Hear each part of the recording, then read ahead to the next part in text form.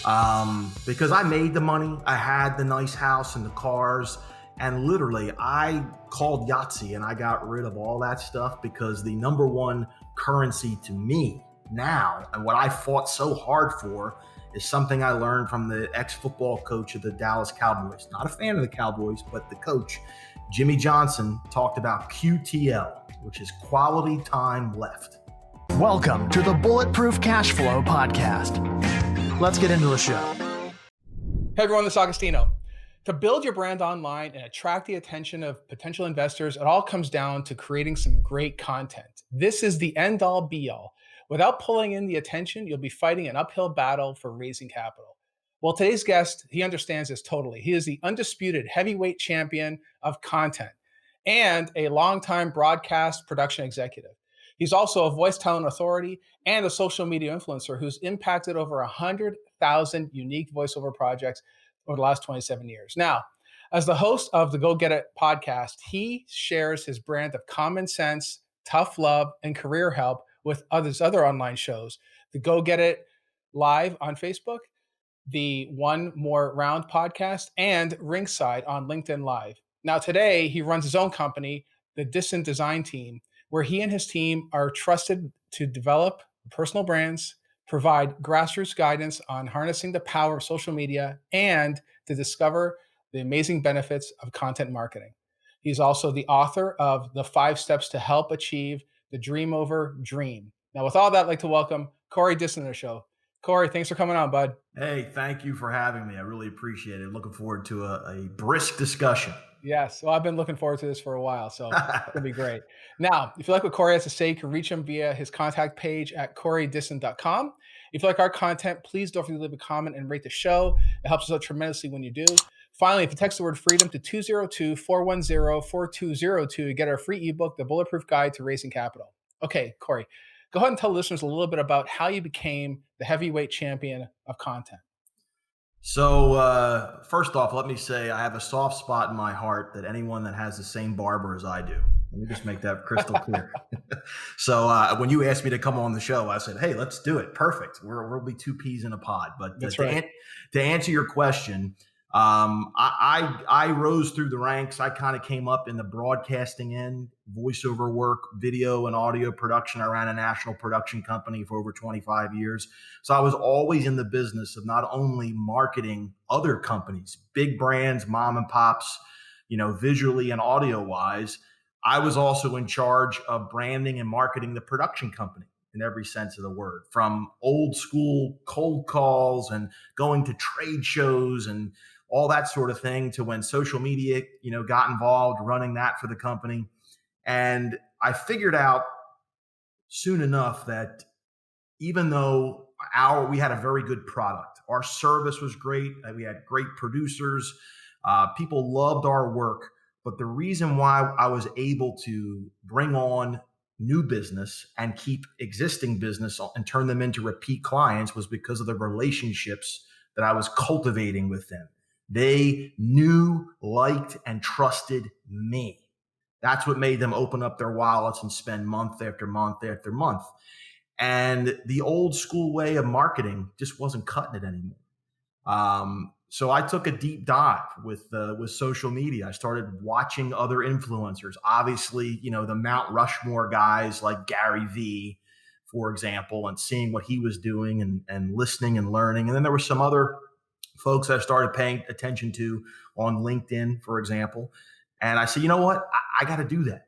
And, it's been about a 3-year ride now doing that. And my audience is like quadrupled. And now I'm able to help other entrepreneurs and show them the tricks and the tips that I use to grow my own presence, to help them to do the same, and hopefully allowing them to avoid a lot of the landmines that I stepped on in my trial and error process. Yeah. Well, and that's the thing though, too. This is so important, especially for those guys out there right now that are looking to get into real estate, looking to get into multifamily specifically, yet they don't quite get like how to create that content or why it's even important. I mean, and you just quickly describe some of the power behind it. I mean, that attention that you're able to garner by multiplying basically your audience tremendously is huge, because yeah, not all those guys are going to convert to investors, but a portion of them will, right? It just depends on how you target. Well, what a lot of entrepreneurs have a tough time understanding, and I spend a good part of my time as I'm coaching these people, getting them over this hump, as learning the get way of marketing. Marketing is not advertising. A lot of folks in the real estate profession are used to ads, signage, ads in a trade magazine or a newspaper, whatever it is, to try to get buyers and sellers to connect with them. Marketing is not like that. Marketing is more like fishing. You got to learn to have good bait in the water and accept only the nibble on the hook over time. And then you hook them in and reel them in slowly. That's what marketing is. And you have to be able to give value to your audience and to grow your audience. If you're not doing both things, then social media and content marketing isn't even going to be helpful. But that's what I have to help prospective entrepreneurs, real estate, pick the industry, and show them that, hey, if you put yourself out there and you do it consistently and you do it for a sustained period of time, not a week, not a month, we're talking several weeks and months in a row, by default, you will grow your audience. And because you're only communicating to a fraction of that audience at one given time, you have to have a big gross number to get the net, right? That's right. And that net, those are the people, the asks for business come to you because you have put yourself out there as an authority on whatever industry you're in, whether it's marketing, real estate, financial advising, whatever it is. If you put enough helpful information out there, you will grow a tribe and a fan base to where folks are going to they want to kick the tires on you. They want to see what you're all about. How can you help me? And then they start to ask questions, and then you can either sell them coaching, sell them an ebook, sell them a multi-unit apartment complex, whatever it is. It all works the same way. But something you pointed out there earlier is it's funny because I've heard numerous people getting into real estate, even as brokers, even as young brokers. They're like, I'm going to go get an advertisement on a bus. I'm going to go. We're going to get one of those. I'm sure some people you may have in your neck of the woods. At the bus stop, you have the bench, the bus bench, and sure. And it's like, but I try to tell them, it's like, it doesn't work that way, guys. The way it works is just like you said, that's the Gary V thing. Jab, jab, jab, right hook, I think is what it's called, right? Or cross big or time. something, right? Yep. Giving information, becoming the subject matter experts. I mean, I guess doing the advertising is part of being ever present, right? It's there. It's a static thing, I suppose. You can throw money at it, I guess. But I don't think, to your point, that's really going to help you all that much, right? It's about delivering value. That's what it all comes down to. Well, what you got to understand is, and I'm not saying you have to understand, but your listeners and your viewers have to understand, is that social media, content marketing is a living, breathing being. You get instant interaction. If you invest a few grand in a bus wrap or a billboard, you got to hope that phone rings when they pull over, or when they have a moment or they're driving on the highway at the right time to catch a view, whatever that is. If you're on social media, because everything is on one of these anymore, you got them right in their hip pocket. They can shoot you a like. You can tell if they viewed your material. You can have a conversation directly with them and cultivate them and groom them over time. You mentioned the, jab, jab, jab, right hand, which is something I talk a lot about too. Another analogy I use is advertising is a fire hose. Boom, you turn it on full strength. Hopefully you get the right thing wet, okay? Content marketing is a dripping faucet. Drip, drip, drip, over a long period of time, to where you're imprinting in that person's brain, this is who you are and what you're all about. And eventually they're going to do everything they can to make that drip stop in a good way. They're going to want to find out where the drip is coming from. And that's you. Yeah. And it's also, and I think part of it too is also aligning your brand, right? Because when they're going to find out what you're about, you really have to understand and really communicate and project what you are. So maybe we can talk a little bit about the difference between your brand and your branding, because those are two very distinct things, right? Totally. One is a noun and one is a verb, of course. The brand is the logo. I mean, you see it right behind me. I mean, I just pressed my face against an ink pad and basically did like a giant face fingerprint right there. But, yeah, you have the logo, the font, the color scheme, the website, the business card, whatever it is. That's the brand or the cool slogan. But the branding is the activity and the effort that you put to share that brand all over as many times and as often as possible. That's, do you have it deployed correctly? Are you embracing the brand? I even talk about something called a brand lexicon, which is the vocabulary, the glossary of terms that are associated with your brand. Every brand has its own language. For example, my brand is very masculine. Everything is fighting, punching, heavyweight, knockout. It has, even though I'm not in the boxing world, but all that stuff conveys power, strength. You can have that, whatever your brand is, you want to think of words that associate with that and use those.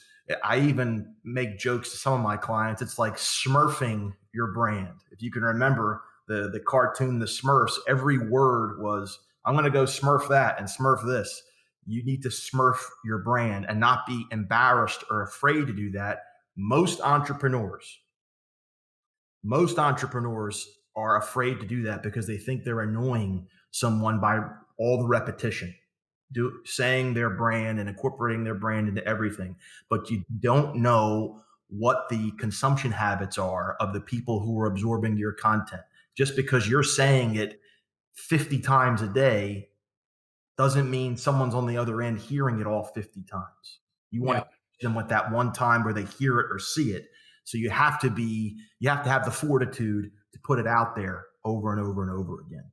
It's interesting because I think most people associate branding with just a logo, the color scheme, maybe it's on a business card or whatever. But I think you're describing something very different here. You're describing the embodiment of that brand, right? The embodiment of it, meaning that you are. I mean, we're not talking about self-branding here, I guess. I mean, maybe we are. I guess depends a little bit, sure.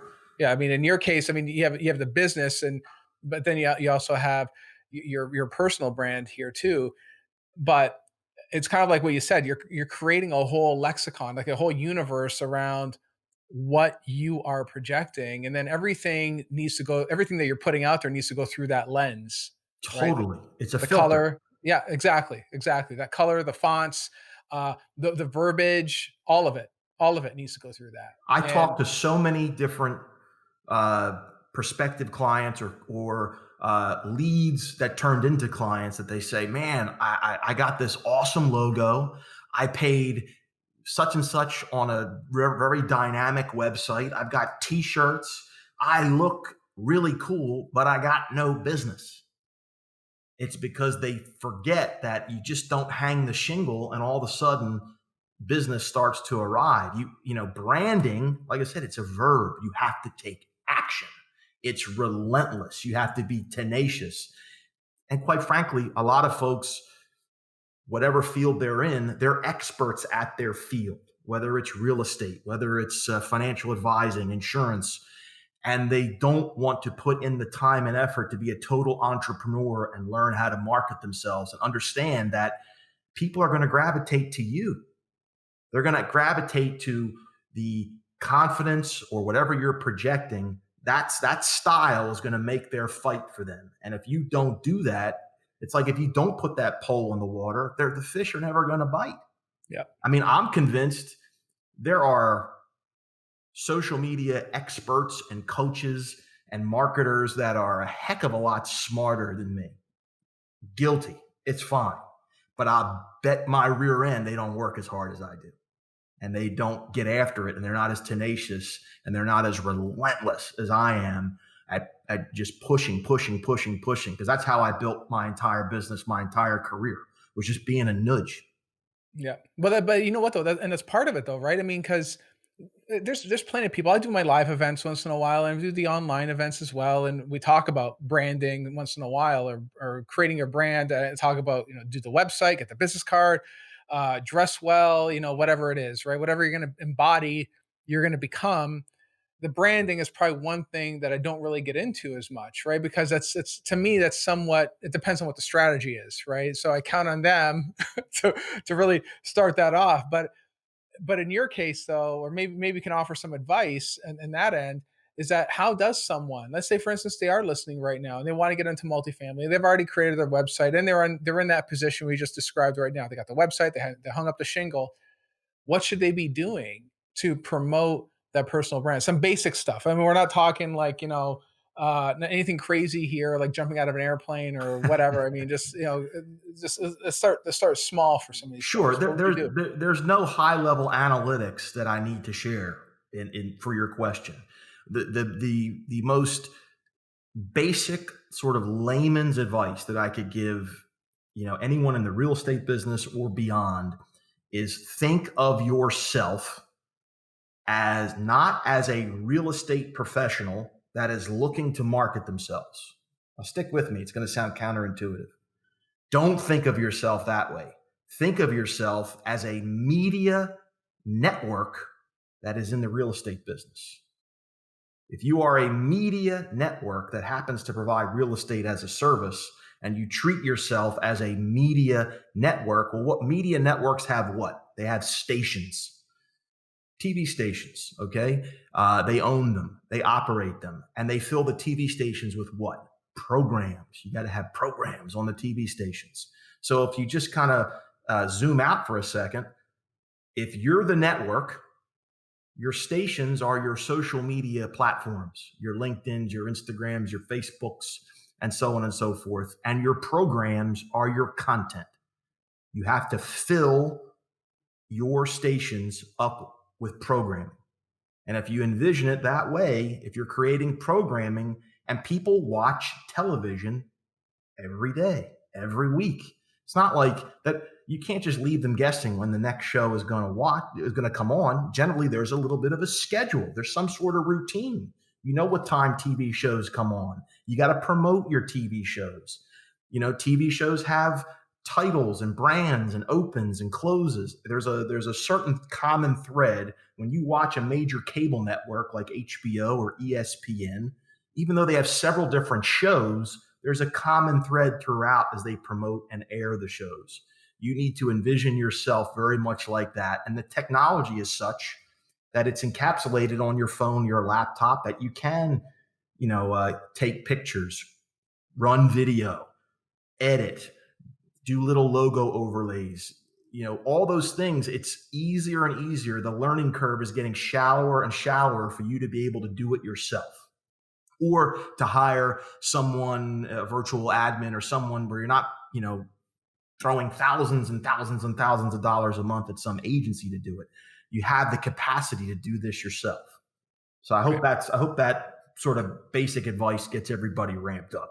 No, I think it does. But I think that I would imagine then that the majority of the folks out there would be like, okay, great. Well, it all sounds like really good advice, but who's actually going to do it? And you pointed out like you can outsource it to VA or whoever.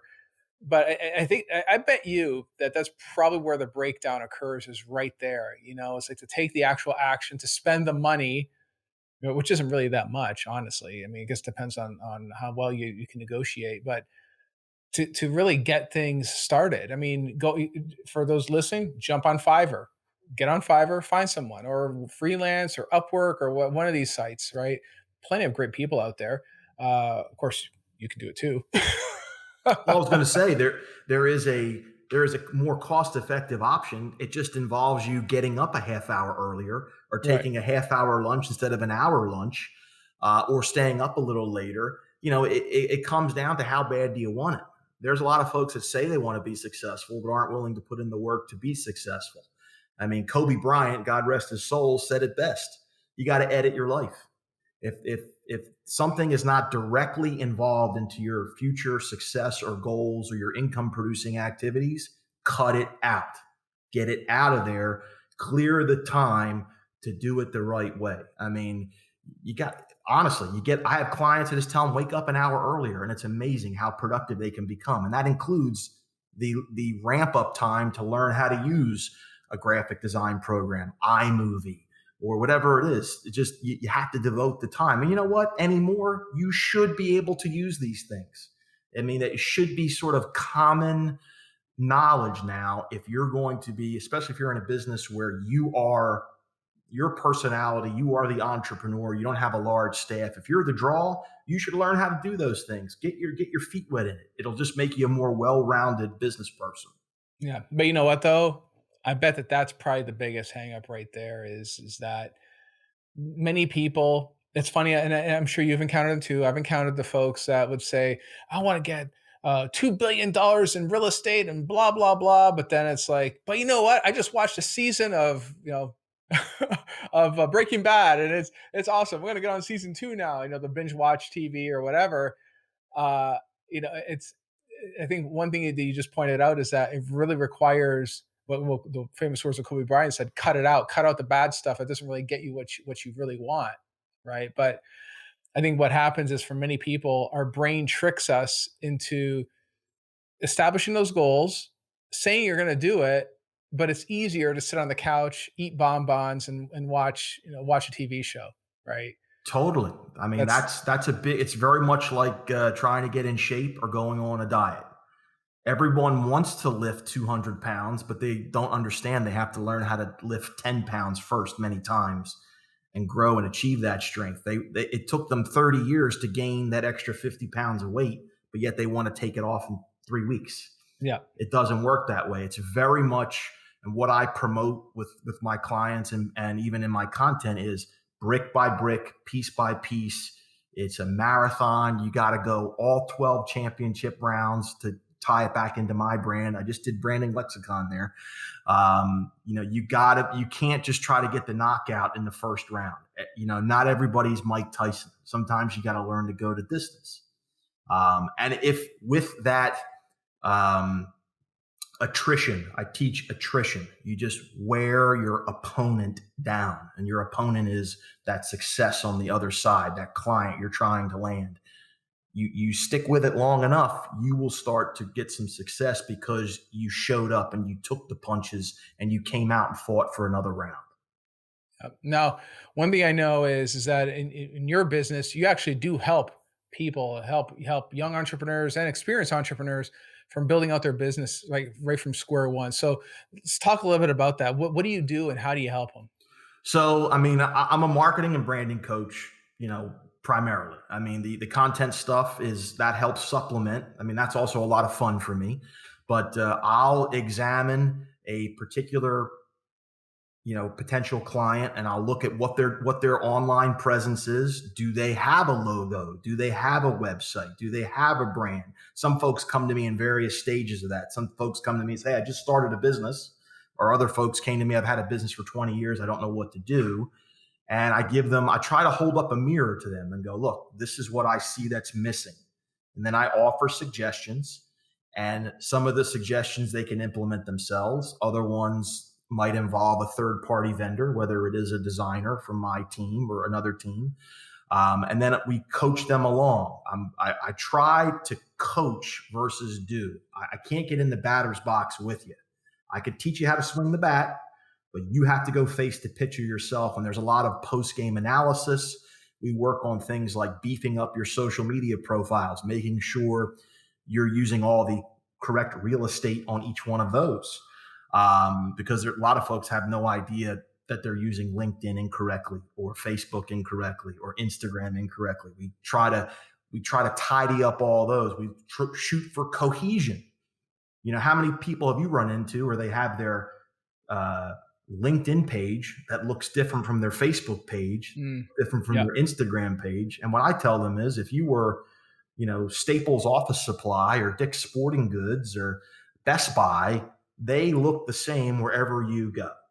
That's right. We teach that, and we teach how to create content. I have a 5-step method on how to create your own branded content. We talk direct marketing.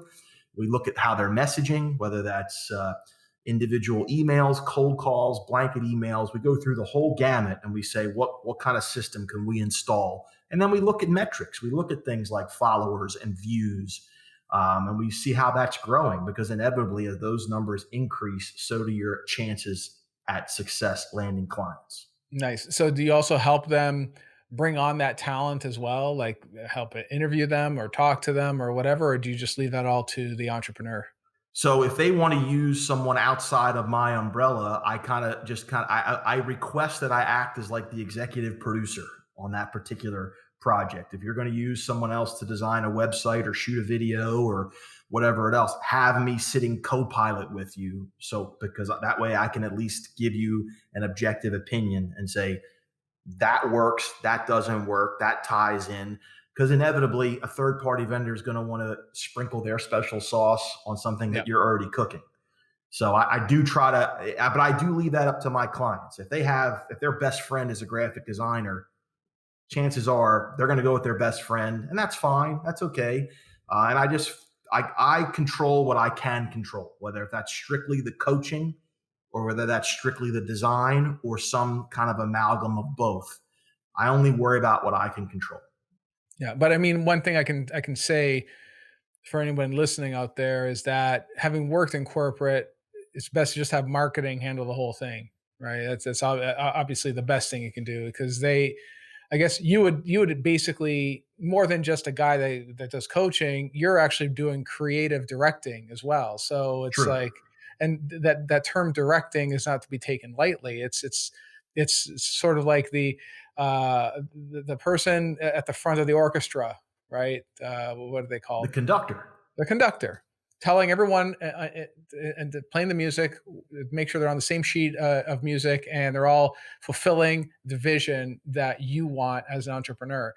And that part's huge, and just as you said, I mean, it's easy to get off guard or taken or off the rails if that creative designer best friend is throwing in, you know what, I think a sprinkle of red would just look great in this website, and meanwhile the company colors are blue and white. It makes no sense, right? And a lot of times customers, companies, CEOs want me there because I'm not afraid to implement the structure. Right. Not everyone's a fan of structure. Some folks like to have the wild, wild west. I put in structure, structured appointments, routines, processes. Most folks can't market themselves because they don't understand it's a system and a process to do it. It's a journey. It's not just throw $500 at it and hope you get a customer. It's a series of routines, habits, processes over time. And I monitor that. Whether all my clients know that I'm on call with them, I'm on standby. They can text me, they can email me, 7 days a week. As long as my phone is on and I'm awake, if they have a problem or a question or something they want to run by me, I'm pretty darn responsive. And that's key. So they know, I tell them, you should never have to make a decision about your business by yourself as long as I'm on your team. Yeah. But you know what though, that part is huge right there. Just to your point about the Best Buy example, you go to any of their platforms, the same colors, the same logo, the way that they lay it all out is always the same. Even the font that they use, whether it's on mobile, whether it's in print, it doesn't matter, right? It always looks the same, and that kind of consistency tells the reader, your investor, that these guys have their stuff together, right? Well, these guys come are from consistent. a position of authority. You're legitimate. Yeah. It adds credibility. Otherwise, you're just some ham and egg freelancer, trying to run a side hustle. You have to project the image that you are legit, even if you're just getting your toe in the water. I learned a very famous expression, and I'll give this person credit. Her name's Wendy Maynard. She's a content coach, et cetera. But she said, build the airplane as you fly it. You have to, even if you're not 100%, get in there and do it and put yourself out there as a professional, and people will judge you as a professional. Now you have to deliver the goods too. You can't BS your way through it. Right. Don't do that. Yeah, you can't do that. You have to be able to deliver when people hire you. But there are so many people that are afraid to do that because they're worried that everything's not 100% done or the planets aren't aligned, whatever it is. You got to get out there and do it and show that you can compete. That's the only way you're going to make it. Yeah. Do you think that that's what it is then? It's fear that really holds people back from doing what needs to be done when it comes to, I mean, not just marketing, I guess with anything really. I mean, you're a high action guy, I can tell, and you even said so yourself. You know, there's plenty of people that might be smarter than you and I, but it's the action that you take to make the difference. But what do you think holds people back? Is it fear? Fear is crippling. Complacency is a Yeah. killer. It's hard to get out of your comfort zone. Everyone has something they're comfortable with. Literally, whether it's their favorite chair or favorite pair of sneakers, or their favorite time to get up every day, or their favorite machine at the gym. That could even, there's people that go to the gym that don't lose weight because they do the same 10 exercises over and over again. You have to be willing to stretch your horizons and do new things. And sometimes you need that kick in the pants to get you out of your own way. I mean, it's all over the place with people, because as good as these things are, these are also kind of the enemy too, because it allows folks to get easily distracted, and they get instant gratification. If they want to get a ride, order a meal, watch a movie, they press a couple of buttons. Marketing is not pressing a couple of buttons. Success in business is not pressing a couple of buttons. You have to take action. You have to be relentless. You have to have the stamina and the endurance to get after it every day and have skin of leather, because you're going to get rejected and told no and that you're not good. And, people, when they look at me or not, they see, oh, wow, he's got a nice business and he's successful and he dresses in gym shorts every day. They don't see all the extra hours that I'm up and the weekends that I work and all the long nights and, that I put in to get to afford that. They want that, but they don't want to put in the work to get there. And it's a struggle, but it can be overcome. And that's what I preach that big time as well. But one thing I will say too, aside from the hard work and aside from, I guess, really making the sacrifice, there is one thing that even Gary Vee mentions too, is throw up some cash into this, right? You got to throw money into this thing. I mean, if you knew that you can throw in 10 grand or whatever, I'm just throwing a number out there for whatever it is that to get your name out there, and you can multiply it by 10, wouldn't you want to do that deal, right? For anyone listening, why wouldn't you want to do that deal? It makes sense to me. But I think that's what it is that maybe they feel like there's a bit of uncertainty there, right? Because it took a while to get that 10 grand. I'm just using it as an example. Sure. And they feel like, you know what, man, if I can't make this money back, oh my God, what's going to happen to me? That kind of thing, right? So I think that might be also a crippling thing too, right? I mean, because it takes money to do this. Well, there's sort of two lessons, two morals to that story, what you just said. The first is it's real tough to get a return on an investment without the investment. Right. Number one. And number two, I just read an interesting article today. You have uncanny timing. You must be following me. I don't know what you're doing, but I read an article today about COI. You ever heard of COI? No. COI is cost of inaction. Oh, I like that. Which I thought was brilliant. I mean, think about that. And the way the author, and forgive me, I can't remember her name's Faith, and I owe her a plug, but cost of inaction, all those months you're paying your rent and your food and your electricity and you're not getting new business, you're spending all that money and not making it back. So the longer you don't collect new business, or if you're not putting in that effort, you're getting this cost of inaction. So it all circles back to action. You got to take action. But there you go. So the ROI, no investment, no return on investment without an investment, and COI, cost of inaction. I think, and I bet there's one more component for COI. It's the first I heard of it. I've not read the article. I'm going to look it up. But there's also one other, the biggest cost of an action for everyone who's still alive and watching this or listening right now is our time on this planet. Our time is finite. If you knew that tomorrow you can have your dream of whatever number of units you want to have, It can happen tomorrow, but you have to act today. And if you don't take that action, that thing tomorrow just keeps getting put off forever, conceivably, if you don't actually take action. So that's COI, aside from the monetary stuff. That's important, but even more important than the money is your life. You're running out of life force. Every single day is another less day you're going to be on this planet. No, that's a great point you make, and that's really central to what motivates me. Because I made the money, I had the nice house and the cars, and literally I called Yahtzee and I got rid of all that stuff, because the number one currency to me now, and what I fought so hard for, is something I learned from the ex-football coach of the Dallas Cowboys. Not a fan of the Cowboys, but the coach, Jimmy Johnson, talked about QTL, which is quality time left. And, I've downsized my entire life. I'm only focusing on this coaching business. I no longer run the production company. Had a great run with them. It was a great experience with great people. But my number one concern is being able to have coffee every morning with my wife, having a sit down dinner with her, being able to see my kids, when I need to. I don't have to punch in, punch out. And it's like, I try to tell people, work so hard that one day you can fire your boss. Yeah. Love it. Love it. All right. Now, someone's listening to this and they're probably on the fence about taking action. They're probably on the fence about doing what they need to do to build their business. What kind of bulletproof advice would you give that person? The bulletproof advice that I would give you is, number one, get up an hour earlier.